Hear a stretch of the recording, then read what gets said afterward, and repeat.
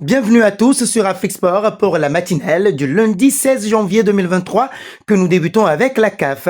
Nouvel épisode dans le différend qui oppose ces derniers jours le Maroc à l'Algérie, heurté par des chants racistes entonnés par certains supporters algériens et le discours de Zoueli Velil Mandela, petit-fils de Nelson Mandela, présent en tant qu'invité et qui a réclamé l'indépendance du Sahara occidental lors de la cérémonie d'ouverture du CHAN 2022. Vendredi à Alger, la Fédération marocaine de football FMRF a saisi la Confédération africaine de football CAF. L'instance a répondu ce dimanche en annonçant qu'elle va mener des investigations. Elle fera part de ses conclusions en temps opportun, a poursuivi l'instance. Restons d'ailleurs avec la CAF. Pour le CHAN, les Lions de l'Atlas ont renoncé vendredi à se déplacer en Algérie, même si la Fédération marocaine de football FMRF a pris soin d'éviter ce mot. C'est bien d'un forfait qu'il s'agit et celui-ci expose les Marocains aux lourdes sanctions de la Confédération africaine de football CAF. Un forfait déclaré moins de 20 jours avant le début de la compétition finale ou pendant celle-ci entraînera, outre la perte du droit d'entrée, une amende de 150 000 $ US ainsi que la suspension de l'association concernée pour les 2 éditions suivantes du championnat d'Afrique des Nations, sauf cas de force majeure, tel que défini par la commission d'organisation de la CAF, stipule ainsi l'article 80 du règlement du CHAN. Toujours autour de la dite compétition, Samuel Eto'o, le président de la Fédération camerounaise de football, a fait le déplacement du côté de l'Algérie. Il est actuellement en Algérie pour assister à la rencontre du Cameroun face au Congo. Eto'o a été accueilli au pavillon présidentiel de l'aéroport Ouari, Boumedienne d'Alger, par l'ambassadeur du Cameroun en Algérie, son Excellence Comidor Hamidou Ndimolou, et le secrétaire général de la Fédération algérienne de football. Il s'est ensuite rendu au quartier général de la CAF, à l'hôtel Sheraton, où il a été reçu par le président de la Fédération algérienne de football. Un bond auprès du PSG. Alors que le PSG risque de quitter le Parc des Princes dans un avenir proche, d'autres stades peuvent accueillir l'équipe. Les dirigeants franciliens vont mener plusieurs études pour voir où ils pourraient s'implanter à l'avenir. Il y a l'option de jouer au Stade de France notamment, stade d'une bien plus grande capacité que le Parc et relativement proche de la capitale. Il n'y a cependant aucun contact sérieux encore pour que la bande de Mbappé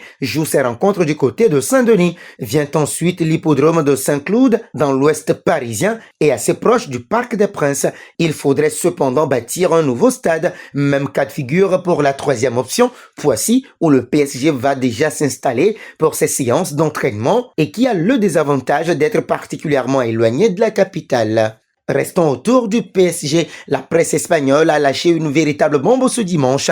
En effet, elle annonce que Zinedine Zidane pourrait encore rejoindre le PSG, lui qui ne verra pas l'équipe de France tout de suite suite à la prolongation de Didier Deschamps. En coulisses, Zizou aurait même fixé ses premières exigences.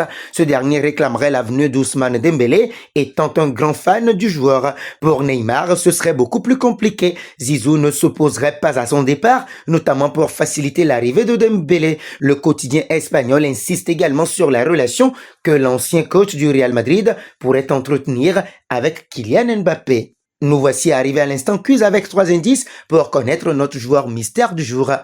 Premier indice, je suis un attaquant de 31 ans évoluant en Angleterre. Deuxième indice, j'ai déjà joué pour 6 clubs dont Lorient et Aston Villa. Troisième indice, j'aurais pu choisir la France en sélection. Qui suis-je? Vos réponses seront attendues en commentaire. Nos félicitations à tous ceux qui ont répondu. Mohamed Salissou, lors de la dernière matinale. C'était le joueur à trouver puisqu'il est un défenseur de 23 ans, évoluant en Angleterre, qui a déjà joué pour 2 clubs, dont le Real Valladolid. Il a été formé par l'African Talent.